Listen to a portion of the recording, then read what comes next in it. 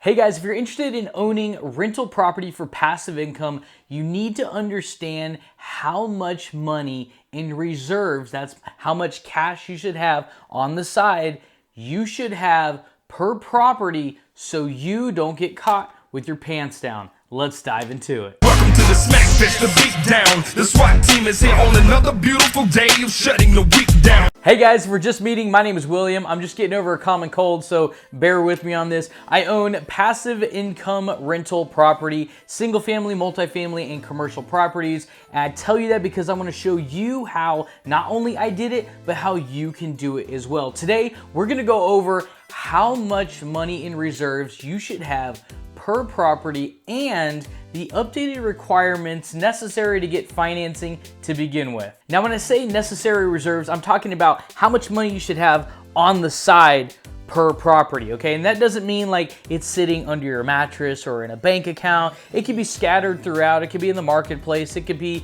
kind of in other places as long as it's accessible within a reasonable time frame. I also recommend that once you have rental properties, it is a business, and to also have a business credit card in emergency situations if something drastic were to come up. For instance, this week alone, 7 AC issues came up in one single week. It's crazy. Of course, we've had record-breaking cold temperatures here in Texas and stuff like that. Now, when I say AC, I mean AC/heater. I mean, it's all kind of one thing to me. I'm not an AC guy. But with the government doing forbearance, that means basically allowing renters to stay during their lease, even if they're not paying. Right now, it's more important than ever. And so banks, private money lenders, hard money lenders, I know because I just got off the phone with them, are all requiring now a minimum of 6 months cash reserves per property, especially if you want to get it financed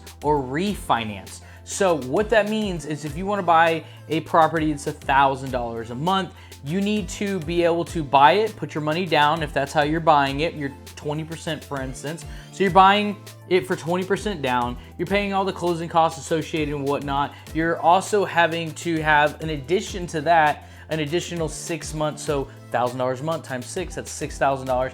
After you put your 20% down, you pay your closing and 6 months in reserves. Now that's their requirements. I don't believe to stick to minimums. So what I like to personally see and what I sleep better at night is having at least 1 year's worth of reserves per property, as well as having a backup credit card with, something reasonable, guys, $25,000 to $50,000 that you could put on it just in case a catastrophe happens and you need to, save your butt, basically, right? So, and you might think this is crazy because when you have 100 properties, why would you need 1 year times 100? And it's not a linear equation. What that means is when you have 10 properties, you don't necessarily need it at that point because you can separate the risk out, basically. When you have one property, it's 100% income or 100% not income and a little bit of a loss because you have carrying costs, and vacancies and whatnot. But when you get more properties, you can split up the risk.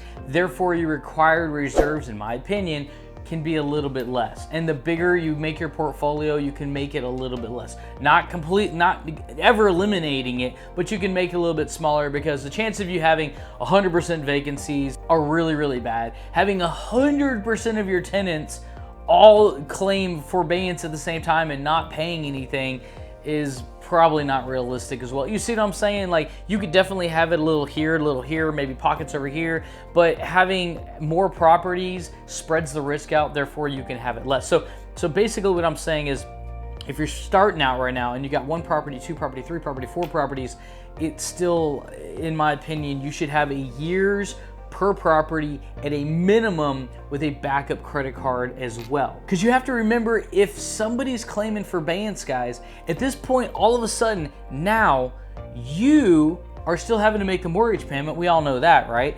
But then if it's a property you're paying utilities on, you have increased utility consumption as well. You still have to pay that by law.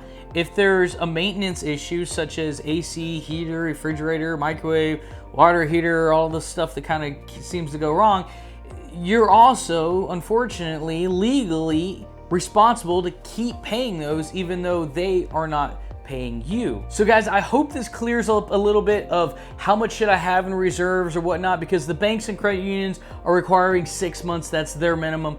This could be raised to 12 months anyways, guys. So I recommend you start at a minimum of 12 months reserves. After the property is already rented, guys, it's already stabilized, you still have 12 months, you still got that backup card, because I don't want to see you guys lose any properties, especially right now in the beginning of 2021 and during the coronavirus pandemic. Guys, if you like this content, I make several videos per week on real estate investing for passive income, the pros, the cons, what I've learned so far, and consider smashing that like button if you got any valuable content out of this whatsoever. And until the next time, I will see you on the next one. Let's get on with the initiation. Yeah. Welcome to the Smack Fest, the beat down. The SWAT team is here on another beautiful day of shutting the week down. We're going for kills, not here for the thrills. Man, after this match, I'm talking about they may have to shut the beach down. Today, consider us your very strict parents, and you have disobeyed us. About to give you a reason to hate us. We gon' play true and false, you be the false. Because on this side of the fence, be a team full of true players.